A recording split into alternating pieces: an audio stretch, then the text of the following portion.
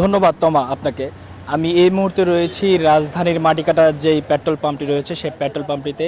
আমি যদি একটু দেখাতে চাই, এই পেট্রোল পাম্পটিতে কিন্তু আপাতত তেল দেওয়া হচ্ছে না। তারা বলছিলেন যে হচ্ছে তেল শেষ হওয়ার কারণেই তারা এখনো পর্যন্ত তেল দিতে পারছে না, এবং এইখানে কিন্তু এলপিজি এবং সাথে ডিজেল দেওয়া হচ্ছে। এইখানে এলপিজি এবং ডিজেলের পাশাপাশি রয়েছে অকটেন, কিন্তু অকটেন তাদের কাছে না থাকার কারণে কিন্তু তারা এখনো পর্যন্ত অকটেন দিতে পারছে না, এবং ঘন্টার পর ঘন্টা কিন্তু মানুষ এখনো পর্যন্ত দাঁড়িয়ে রয়েছে, তারা ভোগান্তিতে এখনো পর্যন্ত রয়েছে। অনেকে দাঁড়িয়ে আছে রাত 2টা থেকে 3টা পর্যন্ত। তাদের সাথে আমরা কথা বলে যা জানতে পারি, তারা বলছিলেন যে তারা রাত থেকে দাঁড়িয়ে আছে এবং এখনো পর্যন্ত তারা নাস্তা পর্যন্ত করতে পারেনি। এবং আজ যেহেতু হচ্ছে ছুটির দিন অনুযায়ী অনেকেই এসেছিলেন যে আজ একটু ভিড় কম হবে, কিন্তু তারপরে এসে দেখেন চিত্রটা একটু ভিন্ন, এবং তারা দেখতে পারে যে আজ বেশ লাইন। এবং আমরা এই লাইনটি যদি একটু দেখাতে চাই, দীর্ঘ লাইন, 1.5 থেকে 2 কিলোমিটার গিয়েছে এই লাইন, আমরা যতদূর দেখতে পেরেছি। এবং আমরা কিন্তু তাদের সাথে কথা বলেছি, তারা বলছিলেন যে হচ্ছে অনেকে অবৈধভাবে তেল মজুত করছে, যার কারণে এমন কৃত্রিম সংকট তৈরি হয়েছে। এবং আমরা কর্তৃপক্ষের সাথে কথা বলে যা জানতে পারি, তারা বলছিলেন যে ঘন্টা 2-3 পর তাদের গাড়ি আসবেন, এবং গাড়ি আসার পরে কিন্তু তারা তেল সরবরাহ করতে পারবেন। এবং এরই পাশাপাশি যারা হচ্ছে সাধারণ চালক রয়েছে, তারা কিন্তু হচ্ছে এতে খুশি যে সরকার থেকে বলা হচ্ছে বারবার যে তেল এখনও পর্যন্ত পর্যাপ্ত দেশে রয়েছে, এবং বিভিন্ন পেট্রোল পাম্পগুলোতে কিন্তু এখন পর্যন্ত ট্যাগ অফিসার নিয়োগ দেওয়ার কথা যেটি বলা হয়েছে। আমরা এখানে কথা বলে যা জানতে পারি, তারা বলছিল যে এখানেও ট্যাগ অফিসার রয়েছে। তো রাজধানী থেকে এই ছিল আমার কাছে সর্বশেষ তথ্য।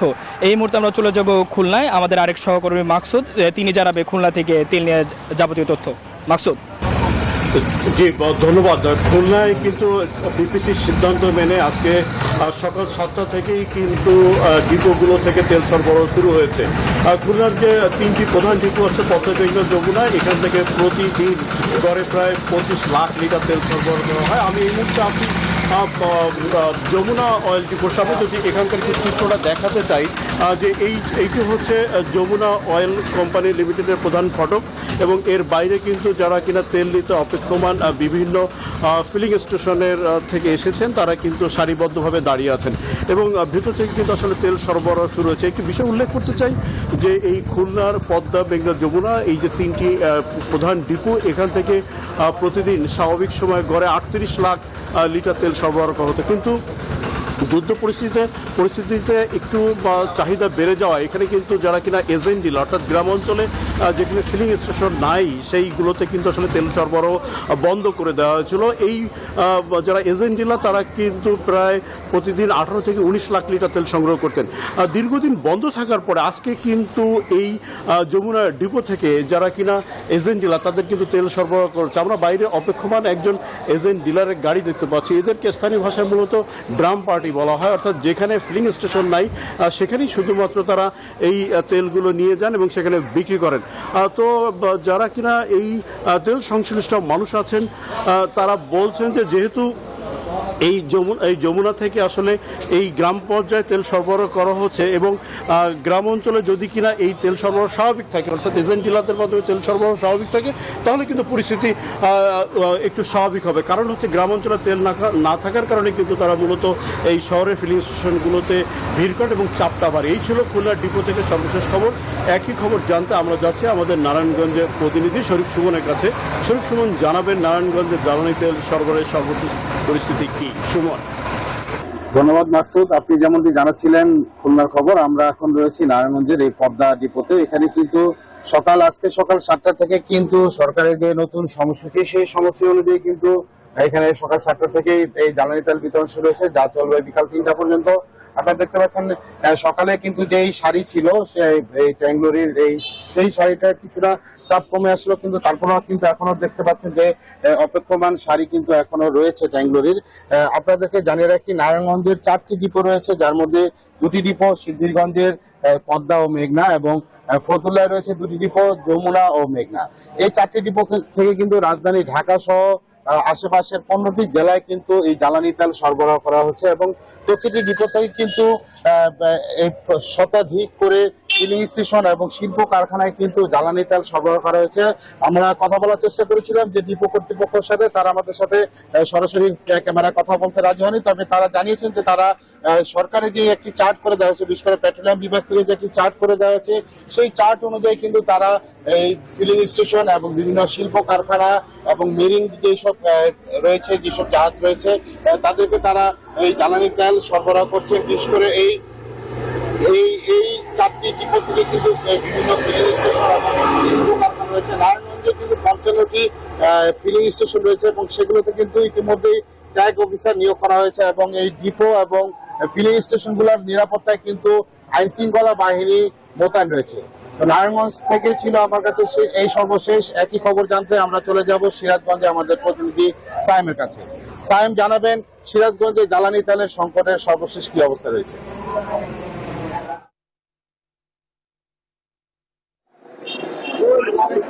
শরীফ, ধন্যবাদ।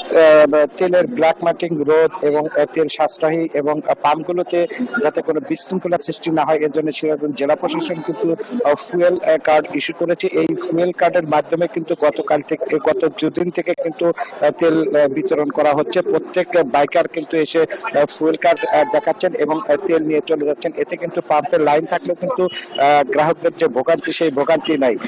এছাড়া কিন্তু এই ফুয়েল কার্ডে উল্লেখ করা রয়েছে যে গ্রাহকের চাহিদা অনুযায়ী কে কয় লিটার তেল কয়দিন পর পর পাবেন সেটা উল্লেখ করেছে, সেটা কিন্তু রেজিস্টারে লিপিবদ্ধ করে রাখা হচ্ছে। সেই কারণে কিন্তু যে পাম্পগুলোতে বিশৃঙ্খলা, সেই বিশৃঙ্খলা কিন্তু আমরা দেখতে পাচ্ছি না। ইতিমধ্যে কিন্তু জেলা প্রশাসন থেকে প্রায় 10,500 ফুয়েল কার্ড ইস্যু করা হয়েছে এবং আগামী 6 এপ্রিল পর্যন্ত কিন্তু এই ফুয়েল কার্ড জেলা প্রশাসন কার্যালয় থেকে ইস্যু করা হবে। আমরা জানতে পেরেছি আজকে শুক্রবার, আজকেও কিন্তু জেলা প্রশাসন কার্যালয় থেকে কিন্তু ফুয়েল কার্ড ইস্যু করা হচ্ছে। তবে ডিজেলের বিষয়ে কিন্তু কোনো ফুয়েল কার্ড নেই।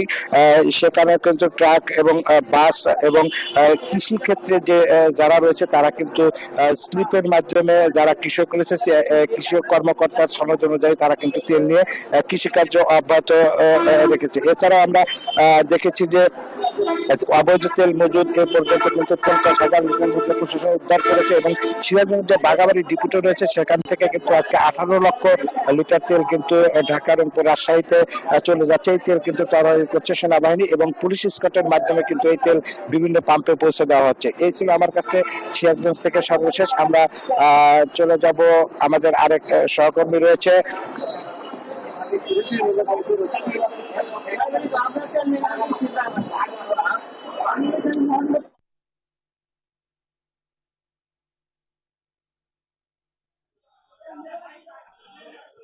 জি ধন্যবাদ। আপনি সিরাজগঞ্জ থেকে যেমন জানাচ্ছিলেন, আমি কুষ্টিয়ার চিত্র যদি বলি, কুষ্টিয়ায় প্রতিদিন দৈনিক 2 লক্ষ লিটার ডিজেল, পেট্রোল এবং অকটেনের কিন্তু চাহিদা ছিল এই সংকট তৈরি হওয়ার আগে। একই পরিমাণ তেল কিন্তু এখনো পাম্পগুলো থেকে সরবরাহ করা হচ্ছে, তারপরে কিন্তু সংকট কাটেনি, সংকট কিন্তু থেকেই গেছে।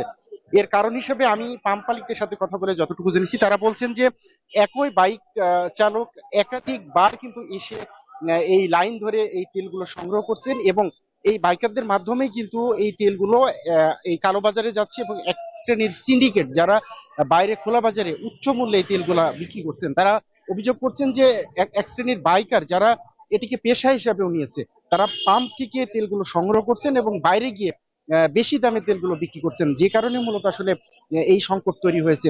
যদিও বিভিন্ন জেলাতে ফুয়েল কার্ড চালু হয়েছে, কুষ্টিয়াতে এখন পর্যন্ত ফুয়েল কার্ড চালু না হওয়ার কারণেই কিন্তু এই সমস্যাটি আসলে সম্মুখীন হচ্ছেন পাম্প মালিকরা। আমি যারা যানবাহনের চালক রয়েছে তাদের সাথে কথা বলেছি, তারা যেটি বলছেন যে আসলে তাদের যে চাহিদা, দৈনিক চাহিদার তুলনায় কিন্তু অপ্রতুল এই আসলে সরবরাহ করা হচ্ছে পাম্পগুলো থেকে, যে কারণে তারাও কিন্তু সংকটের মধ্যে পড়েছেন। পাশাপাশি তারা যেটি বলছেন যে এই পরিস্থিতি দ্রুত যাতে স্বাভাবিক হয় সে ব্যাপারে কিন্তু একটু ব্যবস্থা নেওয়ার কথা বলছেন সরকারের।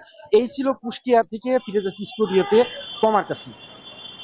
লালন, ধন্যবাদ আপনাকে, সাথে ধন্যবাদ জানাচ্ছি আমাদের অন্যান্য সহকর্মীদের যারা উপস্থিত ছিলেন। 200-র বেশি সার্ভিস ও ফিচারে লেনদেনের সব বিকাশ অ্যাপে সম্ভব।